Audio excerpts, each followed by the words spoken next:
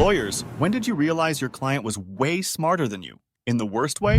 Story 1. I was a junior associate assigned to a white-collar criminal case, a corporate fraud case involving a mid-level finance executive, Greg. On paper, it looked like a classic embezzlement case. He was being accused of siphoning funds through ghost vendors, and my job was to help poke holes in the accounting timeline and cast doubt. Greg was calm. Eerily calm. Too calm. He walked me through the entire financial setup, including how each shell vendor was plausibly real. He even gave me spreadsheets showing payroll and tax returns.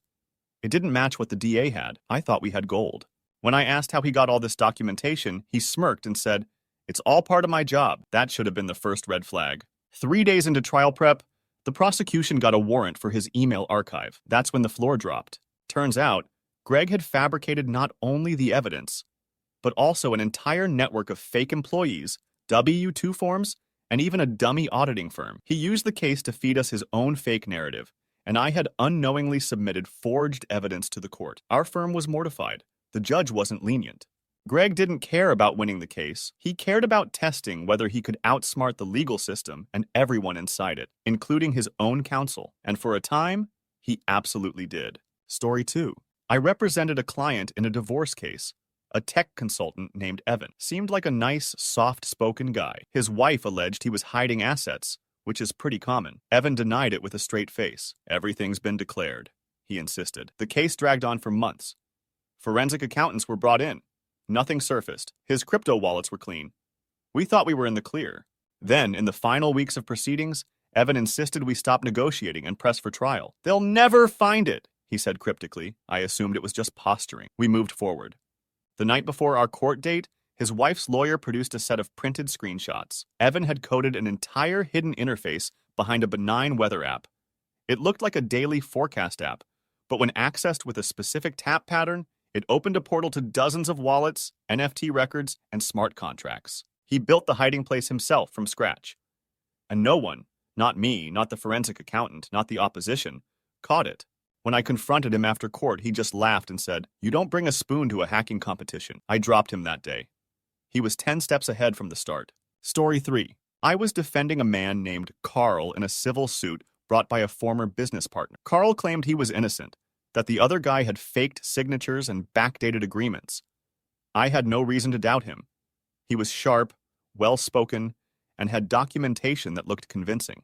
Things fell apart during discovery. Opposing counsel obtained metadata showing Carl's authentic documents were created weeks after the lawsuit was filed. When I confronted him, he coolly explained that he had recreated the originals because the real ones were destroyed in a fire, which, of course, no one else could verify. I told him he'd need to disclose that to the court. He paused and said, "You're not seeing the long game." Turns out, Carl had manipulated everyone involved. He created fake witnesses, emails from burner accounts, paid for anonymous expert reports that supported his position, and when the judge started seeing through it all, Carl fired me and submitted a motion to disqualify the judge for bias. The gall of it all wasn't even the worst part. It was how smoothly he played every angle before getting caught. He used my own competence to make his scheme look legit, and by the time I realized it, I was tangled in his mess. Story 4. Criminal defense. My client Marcus was charged with armed robbery. Surveillance was grainy, Idaho was weak, and there was no DNA. I was ready to argue mistaken identity. Marcus was chill, too chill. He even corrected my arguments during prep, pointing out minor legal loopholes I hadn't considered yet. At the time, I thought he was just unusually clever. Then I found a small note tucked into the discovery box, not from the prosecution, from Marcus himself. It was addressed to someone else, but mistakenly placed in our copy. In it, Marcus laid out exactly how he committed the robbery, with detailed steps on how he avoided DNA, the angle he used to blur the camera, and how he'd deliberately leave breadcrumbs to frame another suspect, who just so happened to have been arrested and released earlier. He never meant to win the case. He meant to frame someone else and use our legal team to build a counter-narrative so airtight that if the DA ever looked deeper, they'd be looking in the wrong direction. I withdrew, fast, but not before reporting it. He was indicted on multiple new charges, and I was left staring at the chilling brilliance of someone who weaponized their own lawyer's strategy as part of the crime. Story 5. I worked pro bono for a young woman named Lila, charged with credit card fraud. She presented herself as a scared, confused college student who got dragged into a scam by her boyfriend. She cried. She wrote apology letters. I genuinely believed she was a victim of manipulation. During our prep, she asked detailed questions about how evidence gets entered, about how plea deals work, even about surveillance laws. I thought she was just curious. She even suggested we delay a certain filing because the holidays might slow the system. Not wrong, but oddly tactical. Then the prosecution filed a motion. Someone had logged into their evidence database using stolen credentials. The IP traced back to a VPN. And the VPN subscriber? Lila. She wasn't a victim.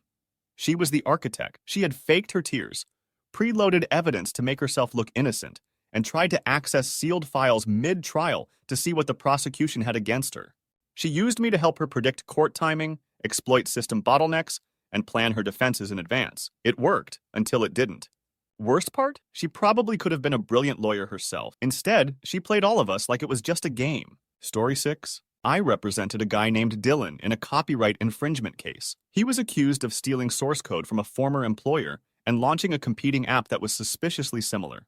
Dylan swore up and down that the code was his, built from scratch. He provided screenshots, version logs, and even timestamps from GitHub. It all seemed solid. I was confident enough to press for dismissal based on lack of original evidence. Then opposing counsel showed us a set of obfuscated comments in the source code. You see, Dylan had copied the original code, but had gone so far as to write a fake history into the code files. He inserted backdated developer comments like fixing login error from Monday and adding Julia's feature idea, knowing full well that these would show up in the digital version history. Even the timestamps were altered by changing his system's internal clock and committing offline. He essentially reverse-engineered a believable development cycle that fooled me, the firm's tech expert, and the judge, for 2 whole months.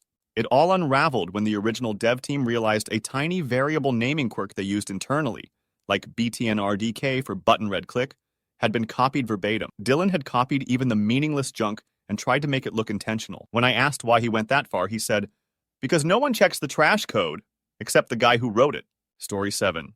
I was defending a hedge fund analyst, Stephanie, accused of insider trading. She was smooth, articulate, and, frankly, she made me feel like I was always 10 seconds behind in conversation.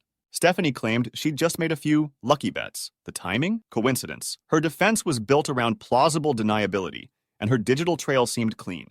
Then the SEC dropped a bombshell, a private Discord server where she'd been posting encrypted messages. But here's the thing. The messages were in a cipher no one could crack. We argued they were just gibberish. 1 month later, a junior agent cracked the code using the number of upvotes on unrelated Reddit posts she linked as the cipher key. She had been posting stock tips in plain sight, disguised as weird memes, then deleting them within 30 seconds. She used my trust in her to push a defense I didn't realize was based on layers of deception. I wasn't just out of my depth technically. I was a tool in her experiment to see how long she could stay ahead of everyone. I resigned when I found out she used my name in her deletion logs. She was cataloging how many steps ahead of her own lawyer she could stay. Story 8. My client was a middle-aged man named Harold, accused of forging signatures to sell property his estranged siblings partially owned. He claimed they had given verbal consent but were unreachable due to travel. He handed over signed affidavits, notarized, dates, stamps. Everything looked perfect. We fought the case for 5 months, hammering the idea that his siblings were just bitter and trying to reverse an agreed sale. Then came the deposition of the notary. She had no memory of meeting Harold. In fact, her license had expired 6 months prior to the date on the documents. When I confronted Harold, he confessed that he'd recreated her old stamp using a high-res scan he got off a Yelp business page. He forged her signature by watching a YouTube video where she signed a receipt during a bank promo. That alone would have been insane. But the worst part? He backdated metadata in the PDFs to align with her last legal day as a notary.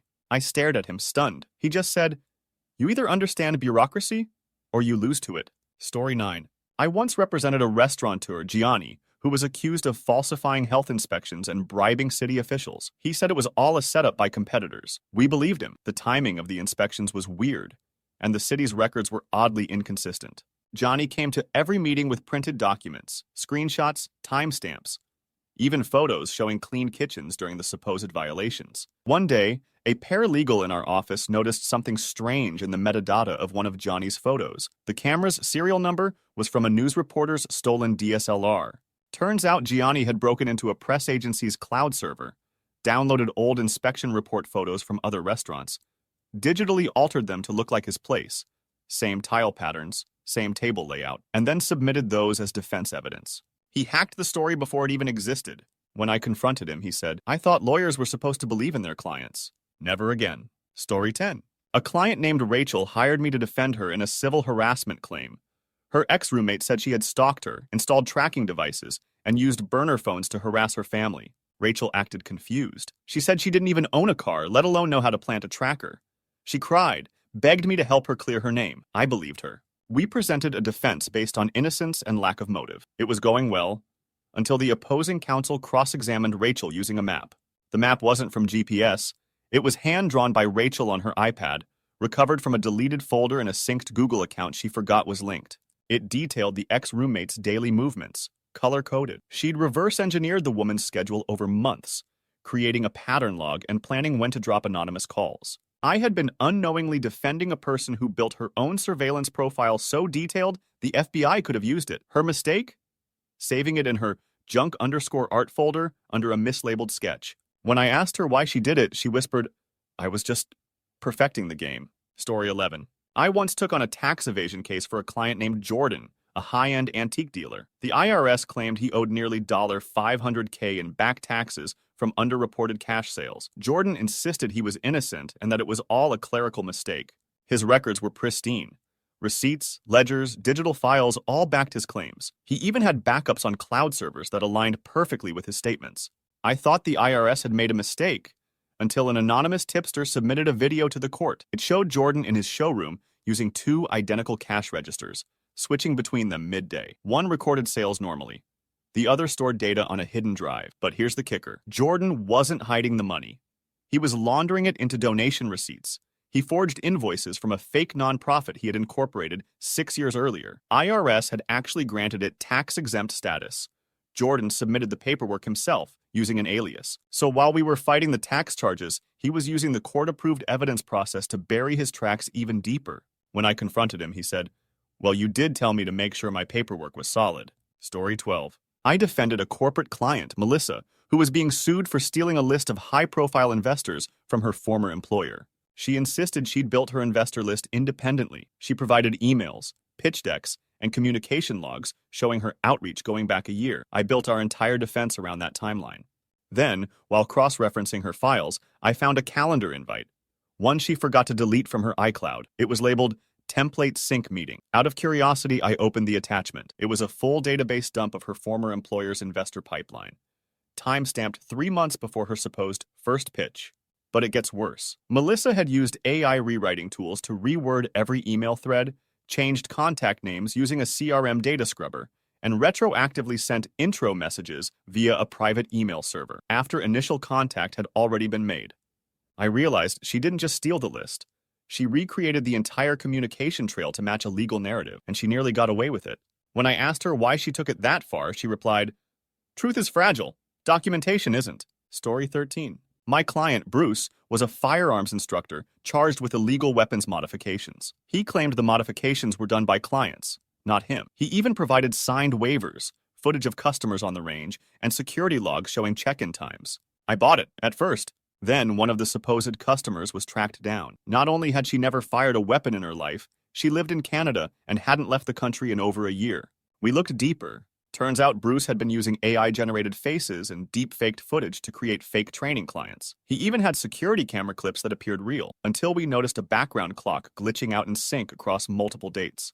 He built an entire paper trail of fake range sessions, deep-fake waiver forms, and AI-translated client reviews to support his claim of being an above-board instructor. He used the legal process as a testing ground, just to see if his fake clients could hold up in court. He told me with a straight face, "Reality is editable." Story 14. I took on a seemingly basic identity theft case. My client, Laura, was accused of stealing a coworker's identity to open credit cards. She denied it, claimed she was framed. She even submitted a notarized letter from the coworker saying it was a misunderstanding. That letter saved her from immediate charges, but something about it felt off. Later, during a hearing, the victim showed up in person and had no idea about the letter. She had never signed anything. The notary? Real, but now retired. Her seal? Reported stolen. Laura had intercepted her coworker's mail, opened accounts, paid minimum balances just to keep suspicion low, and then filed a forgiveness letter using stolen stationery and a fraudulent notary stamp from a decades-old eBay listing. Even worse, she tried to subpoena herself as a fake expert witness using an alias she created on LinkedIn. A credit fraud specialist. I dropped the case that day. Laura wasn't just manipulative. She was a full-blown con artist operating 3 moves ahead. Story 15. I was defending a software engineer, Marcus, in a whistleblower retaliation case. He claimed he was fired for exposing unethical code practices. He had emails showing warnings to HR, Slack messages where he raised red flags, and a well-documented GitHub trail of what he discovered. It was almost too clean.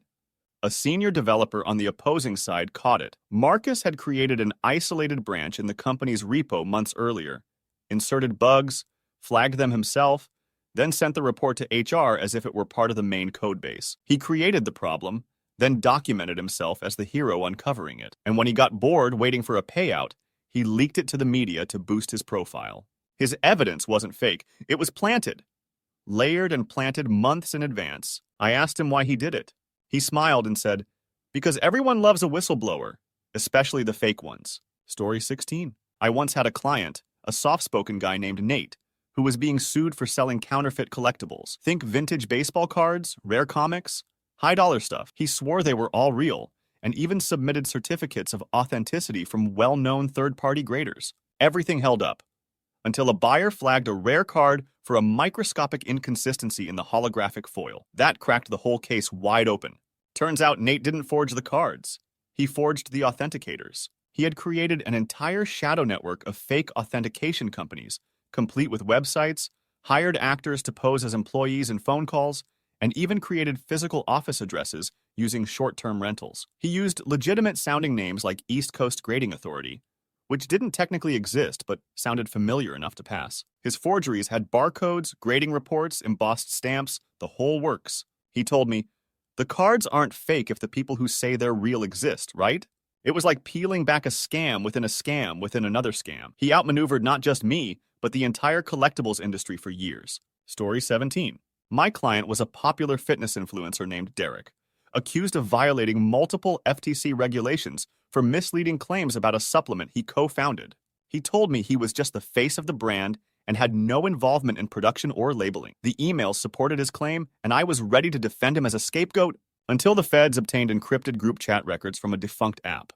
Turns out Derek had developed a custom-built back-end portal where he could track every batch's ingredient makeup and alter online labels in real time based on sales analytics. He even auto-responded to FDA flag terms with adjusted euphemisms using a built-in AI language filter. And worse, he had planted semi-fake complaints early on to appear transparent, which bought him credibility during audits. His system was designed to look imperfect, just enough to be believable. When I confronted him, he smiled and said, "People trust imperfection more than precision. That's the real trick." Story 18. Represented a woman named Claire in a civil suit where her landlord claimed she had trashed a rental unit, causing over $25K in damages. Claire came prepared. Too prepared. She had hundreds of time-stamped photos showing the apartment in pristine condition, watermarked with GPS location and date, even had footage of the move-out day. She even filed a preemptive countersuit for defamation. We were gaining momentum until the opposing counsel hired a digital forensic analyst. That's when the illusion shattered. Claire had built a digital time warp using a jailbroken iPhone, spoofed geolocation tools, and backdated metadata using command line software. Her photos were staged in an Airbnb with a similar layout, using furniture she rented to match. Her moving day footage?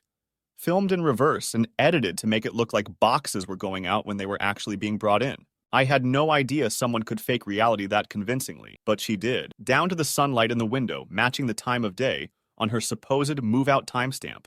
She didn't just cover her tracks. She built an entirely new path and led us down it. Story 19.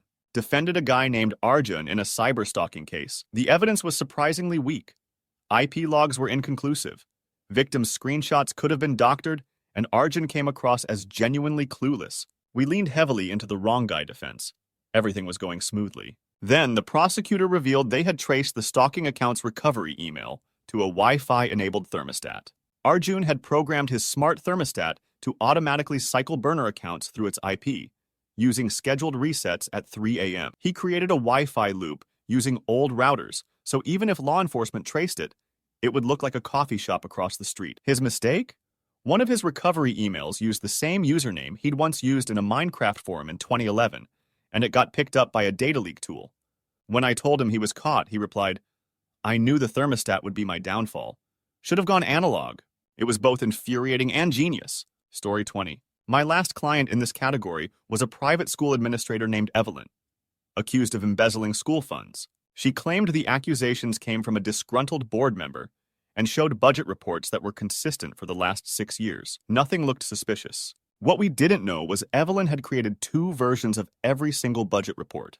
She'd built a script in Excel using hidden macros that toggled between the public version and the private one with a simple keystroke, CTRL plus H. When printed, both looked identical unless you knew exactly what to look for. Even forensic accountants missed it for weeks. She used that system to divert small amounts, a few hundred here, 1,000 there, and then re-injected fake expenses into different departments to balance totals. She once told me, "There's no such thing as missing money if the math always adds up." I thought she was being poetic.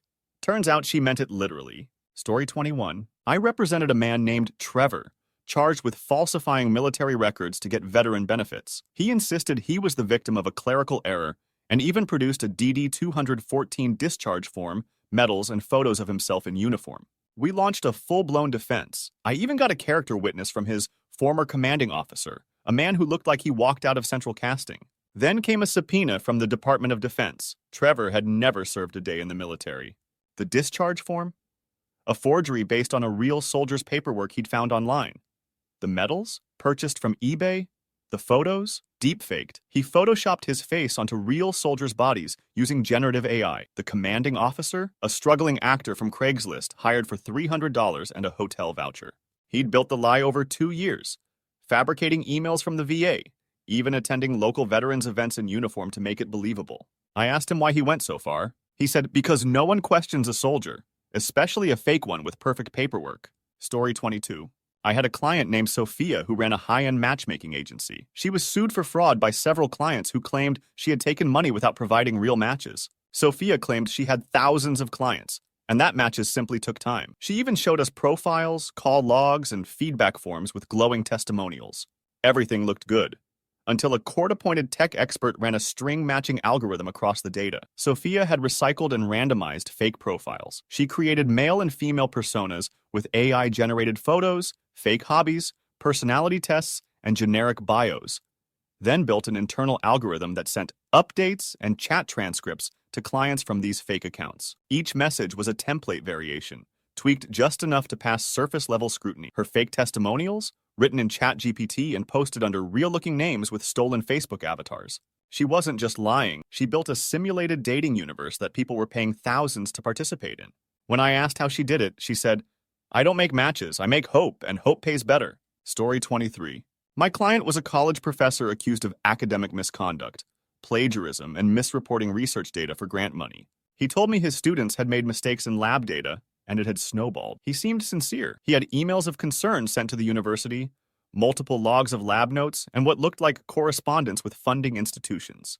Then, during evidence review, I noticed that the timestamps in his original data logs always ended in 17 or 43, weirdly specific. It turned out he had used a randomized script to generate synthetic data, then printed it onto vintage-looking lab notebooks using a heat transfer printer. His emails? Pulled from a self-hosted SMTP server that he spoofed using cloned university headers. Even the funding letters were faked. He replicated the university's watermark with invisible UV ink to fool physical verification. He told me, "There's a reason I teach manipulation in behavioral economics. I just took it to a different lab." I was representing a fraud so intricate it felt like art. Twisted, academic art. Story 24. A wealthy couple hired me to represent them in a trust dispute with their daughter. She claimed they had stolen her inheritance by rewriting the will after her grandmother died. The couple produced notarized documents signed by the grandmother, a detailed estate plan, and a video of the signing process. The daughter looked like a gold digger trying to rewrite history. But then a handwriting expert found inconsistencies in the pressure patterns on the signature. The couple had used a robotic arm, the kind used in labs for precision manufacturing, to replicate the grandmother's signature across multiple pages. They trained the arm using samples from old greeting cards she had written. The video of her signing? They filmed it months before she died, then green-screened the pages onto the table in post-production. When I asked them why they went so far, the husband said, "We didn't change her wishes. We just made sure they were followed, with certainty. And the worst part? It almost worked." Story 25. I represented a real estate developer named Brian, who was being investigated for lying about environmental reports to push through a lucrative commercial zoning deal. Brian had produced clean environmental impact statements signed by an expert geologist, along with a PDF showing soil readings, chemical levels, everything. The expert was real, but had died 2 years prior. Brian had used machine learning to reconstruct the geologist's writing style, trained on his published reports and LinkedIn posts. Then he wrote new ones and digitally signed them with a replica signature. The signature passed casual verification. But here's where it got disturbing. The AI-generated reports were so well written that 2 other geologists reviewed them and said they looked valid. The only thing that exposed it was a tiny formatting inconsistency in the footer, a typeface the real geologist never used. When I confronted Brian, he shrugged and said, "The man's dead, but his credibility lives on." That case still haunts me. Story 26. I once represented a guy named Felix in a breach of contract case involving stolen blueprints from a major architecture firm. He said he'd been hired to design a structure independently and never saw the plaintiff's plans. His files were different enough to suggest coincidence. But something didn't sit right with me. The opposing firm claimed that a core load-bearing method was nearly identical to theirs, a system they developed in-house and never published. Then came a subpoena for Felix's cloud backups. Turns out Felix never accessed the rival blueprints. Instead, he used publicly posted 3D building walkthroughs from the firm's Instagram page. From that, he reverse-engineered the interior structure using modeling software, guessed the math behind it, and beat the firm to patent filing. It was technically legal, until we discovered he had also emailed anonymous feature requests to their junior staff months earlier, suggesting structural elements to include in upcoming demo projects. He crowdsourced the design through manipulation, then copyrighted it himself. He told me, "Stealing is wrong, but nudging? That's just smart architecture." Story 27. I represented a bakery owner named Vanessa in a case where a rival accused her of corporate sabotage, leaking their secret recipes and stealing clients. Vanessa was calm, cooperative, and insisted it was all just market competition. Her defense was that she'd never even stepped foot in their kitchen, which was true, physically. What no one expected was that she had hacked their smart fridge. The rival bakery had IoT-enabled appliances that synced data to the cloud, including temperatures, ingredient tracking, and restock schedules. Vanessa used an old Wi-Fi vulnerability in the fridge's firmware to gain access, cross-referenced ingredient patterns with public sales posts, and reconstructed their entire recipe lineup from environmental data. Her own recipes were just temperature-influenced clones, enough variation to pass legal scrutiny, but undeniably the same strategy. When I asked her how she pulled it off, she said, "Their oven told me everything." Story 28. A guy named Max came to me for help after being sued for violating a non-compete clause. He had worked at a robotics firm, left, and started his own company in the same field just 2 months later. His argument? He built his system from scratch. We had notes, diagrams, even video logs of his development process. Opposing counsel, however, produced a partial code snippet that looked suspiciously similar to the original company's codebase. Max had anticipated this. He had intentionally written overlapping code using publicly available open-source libraries, then published those same snippets on obscure tech blogs under anonymous names years earlier. When the opposing firm claimed he copied them, he countered with DMCA notices using those old blog posts as proof of prior art. He told me later, "I didn't copy them. I made them copy me retroactively." I didn't know whether to be impressed or terrified. Story 29. A woman named Dana hired me in a defamation suit against a social media influencer who claimed she was running a Ponzi scheme. Dana said it was slander and that her investment firm was legitimate. Her public-facing records looked spotless. We prepped for trial expecting a clean win. Then an anonymous tip led the opposing party to a burner YouTube account Dana ran under a fake name. She had staged fake client reviews, hired actors to film success stories, and used deepfake voiceovers to create fictional investors praising her fund. All this content was kept hidden until it was leaked. Worse, she built a referral app with an infinite loop bonus system, where the profits at early levels looked genuine, because she pumped money in herself, recycled through different shell accounts. She hadn't just hidden the scam, she built a performance to mask it. When I confronted her, she said, "A good con needs a chorus." I withdrew immediately. Story 30. My client was a drone racing league organizer named Caleb, being sued by a former sponsor for misappropriating funds and inflating attendance numbers. He claimed the figures were pulled from drone GPS logs and that attendance was tracked via facial recognition software at the event gates. Seemed legit, until one of the sponsor's auditors noticed a repeating cluster of GPS logs with nearly identical ping intervals. Caleb had programmed a swarm of decoy drones to fly random routes, mimicking active racers. He even embedded RFID tags in mannequins seated in bleachers, tricking the gate scanners into thinking they were attendees. When questioned, he doubled down and said, "Data doesn't lie, if you feed it the right story." The stunt inflated sponsor ROI stats by 80%, and for a few weeks it made his league look like a breakout sensation. But once exposed, it was over. I'd never seen such a high-tech fraud, and I doubt I ever will again. Story 31. I represented a dentist named Alan in a malpractice suit. The patient accused him of performing unauthorized procedures and billing insurance for operations never done. Alan was confident, calm, said the patient was confused or lying. He had signed consent forms, pre-op photos, post-op records, and even voice memos documenting consent. But something was off. The timestamps on the forms were clean. Too clean. No print artifacts, no indentations. So I started digging. It turns out Alan had created a text-to-handwriting engine that mimicked patient signatures using pressure-sensitive styluses and recycled consent form templates. He would schedule appointments under fake names in his system, then use those slots to log procedures that didn't exist. But the most insane part? He edited patients' real x-rays using 3D rendering software to fabricate cavities or root issues. That's what he billed for. Problems he created on screen, not in mouths. When I asked why he did it, he said, "Real dentistry is just a narrative with pictures. I just told better stories." Story 32. My client, Natalie, ran a data analytics firm and was facing a lawsuit from a former partner who claimed she had stolen proprietary algorithms and resold them to competitors. She denied everything, claiming all code was original. She even submitted full development logs, version histories, and test suites. I believed her. But opposing counsel noticed a strange pattern. The algorithm's logic didn't evolve like code normally does. There were no iterations. It appeared perfectly formed from day one. Turns out Natalie had been using crowdsourced coding competitions under pseudonyms for years. She'd submit challenges, wait for developers worldwide to solve them, then combine the best-performing snippets into her own proprietary system. Even the questions she posted were derived from old scraps of her ex-partner's research, just disguised and reframed. In court, this wasn't illegal, but it unraveled her solo genius narrative completely. The damage to credibility was fatal. She told me later, "If you can't code it yourself, design the room where someone else will." Story 33. I once worked with a client named Damon, a small-time filmmaker who got sued for breach of contract after allegedly using investor money on personal expenses. He insisted every penny went toward the film. He had expense reports, footage, travel logs, call sheets, and receipts to prove it.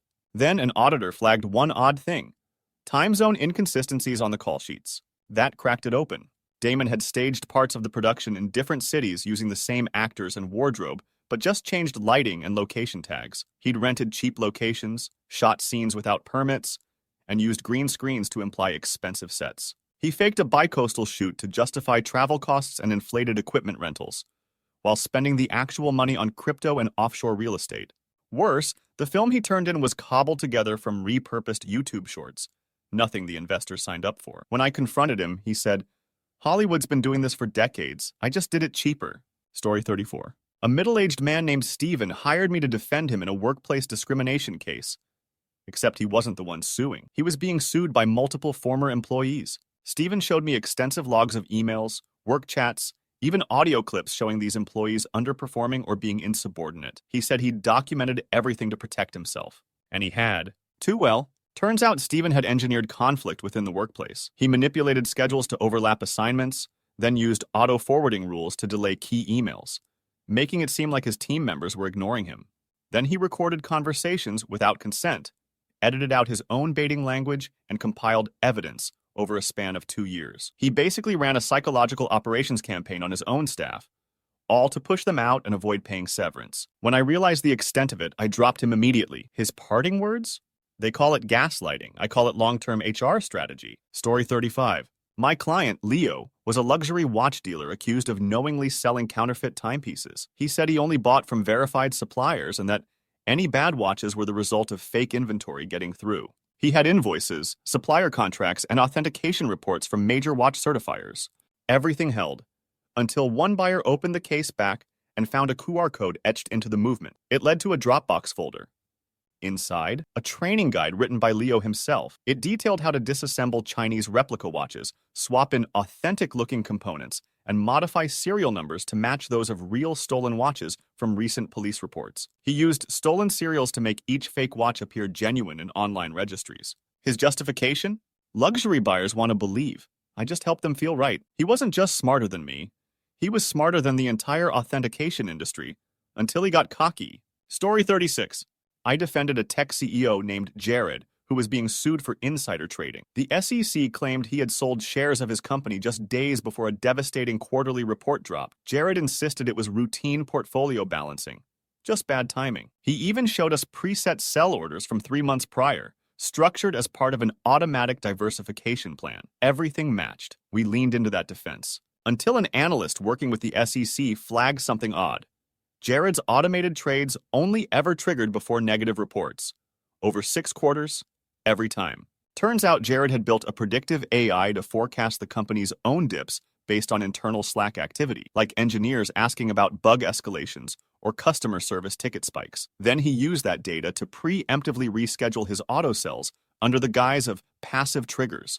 He had essentially hacked his own company's behavior to front-run bad news, all while appearing hands-off. When I asked how he came up with it, he said, "It's not insider trading if the insider is just a really observant machine." Story 37. My client, a fashion designer named Eliza, was accused of stealing designs from a rival brand. She claimed her work was original and pointed out minor differences: the stitching, trim, colors, and fit. She even had time-stamped design sketches, early fabric samples, and drafts of promotional shoots. We were preparing a strong defense. Then someone on the plaintiff's side discovered a now-deleted TikTok from 2 years prior. It showed Eliza browsing the rival's store, photographing tags and seams. That wasn't the bombshell. The real twist? Eliza had been using an AI art program to morph other designers' collections into new ones, altering them just enough to seem unique. She inputted image datasets, trained it on Fashion Week content, and generated collections algorithmically. Then she backdated her sketches using stylus metadata manipulation and presented AI mockups as early prototypes. She told me, "Creativity is overrated. Algorithms have better taste anyway." I dropped her before discovery was even over. Story 38. I had a client named Omar who was being sued by his brother over a family estate. The central claim was that Omar manipulated their dying father into changing the will in his favor. Omar denied it, said their dad was of sound mind, and even submitted therapy logs showing stable cognition. He also had a video of the signing. Calm, clear, and convincing. It looked clean. But then the other side brought in an audio engineer. They analyzed the breathing patterns and background reverb in the video and discovered the audio was spliced. Omar had stitched together sentences from old recordings to fake the dialogue. The hand signing the will? His dad's, yes, but recorded 6 months earlier and overlaid on the edited conversation. Omar used deepfake software to match facial expressions and lip movements. He told me, "It's still my father's intent.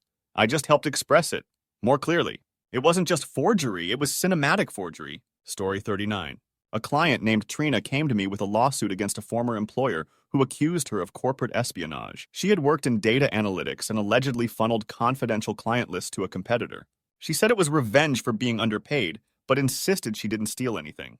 She wasn't lying, in the traditional sense. Trina had developed a mental image mapping technique from years of data entry. She never downloaded files. Instead, she'd memorize the first 12 digits of each client ID and visualize them using a color-to-pattern association trick. Think photographic memory, but encoded with visual cues she drew in her sketchbook. Then she replicated the entire database by hand for her new employer. No digital footprints, no forensic evidence, just the pure horror of watching someone recite 200 client numbers, contact names, and invoice totals with pencil drawings of birds and swirls. She told me, "You can't hack a brain and no one can subpoena your sketchpad."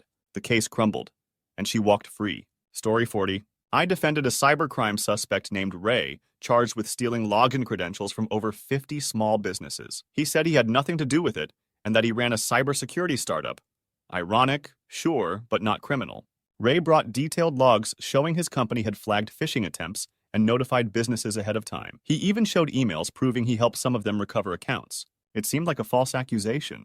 Until we learned that Ray had built a phishing AI that targeted his own clients shortly after they signed up. He'd simulate an attack, then rescue them before any real damage occurred. That's how he built trust. and got inside access. Then, months later, he'd launch second-wave attacks, mimicking other hackers so he couldn't be traced. The kicker? He embedded anti-forensics protocols that pointed to dark web proxies, ones he controlled. When I asked why, he said, "I never wanted to hurt them, just remind them who they needed most." It was like defending a firefighter who secretly lit the fires just to stay employed. Story 41. I represented a woman named Becca in a case where a luxury resort accused her of falsifying injuries for a six-figure personal injury claim. She alleged a loose tile by the pool caused her to slip and tear ligaments in her leg. Medical records, MRIs, and a very emotional statement from her physical therapist backed it all. She even showed photos of her in a wheelchair at the airport flying home. I believed every word. Until a digital investigator found something buried deep in her phone's EXIF data. A motion tracking glitch. The wheelchair airport pic had been taken using an auto timer while she was standing perfectly straight, just before she sat down and posed. Turns out, she prepped the entire injury a year in advance. She underwent elective minor knee surgery, nothing related to trauma, then delayed her recovery timeline, staged a fake accident abroad, and traveled with a hidden collapsible wheelchair just for show. Her MRIs were real, her limp practiced, the therapist, her cousin. She told me, truth is just a well-executed timeline. Story 42. A client named Marcus hired me after being charged with misrepresenting assets during a high-stakes divorce. His wife claimed he was hiding millions in cryptocurrency. He laughed it off, saying she didn't understand finance and that all his holdings were public. He had spreadsheets, wallet logs, transaction history, the works, clean and consistent. But then her attorney produced screenshots of a text-based video game Marcus had created himself, a weird ASCII-style dungeon crawler where each room's coordinates corresponded to a seed phrase. The game was the wallet. Every treasure chest in the game held phrases that unlocked cold wallets hidden across platforms. Some buried behind VPN tunnels, others hosted on defunct forums via steganography. He didn't store wealth, he gamified it. I asked him if he really thought this would work in court. He shrugged and said, "Judges don't play games. That's why I made one." Story 43. I represented a non-profit founder named Diane, accused of funneling donations into personal shell accounts. She claimed it was a clerical mix-up caused by a freelance bookkeeper. Her books were detailed, her testimony consistent, and her records clean. The accountant even admitted to mistakes. But when a whistleblower leaked her internal CRM system, we found a hidden module Diane had coded herself, a donor sentiment tracker. It monitored high-value donors' political leanings, social patterns, and even their mental health, pulled from social media metadata. She then tailored fake causes to match. Mental health drives for anxious moms, environmental causes for suburban dads, etc. Donors believed their money went to real campaigns. But those causes were just rotating front pages with no back end. The funds were redirected to marketing firms, owned by Diane under DBA aliases. She told me they wanted to feel generous. I gave them the experience. Story 44. My client, Jason, worked as a forensic analyst for a major bank. He was accused of altering audit reports during an internal investigation into missing client funds. He claimed innocence, blaming a faulty software update that glitched during report exports. He even had logs showing errors and timestamps matching the anomalies. It seemed plausible.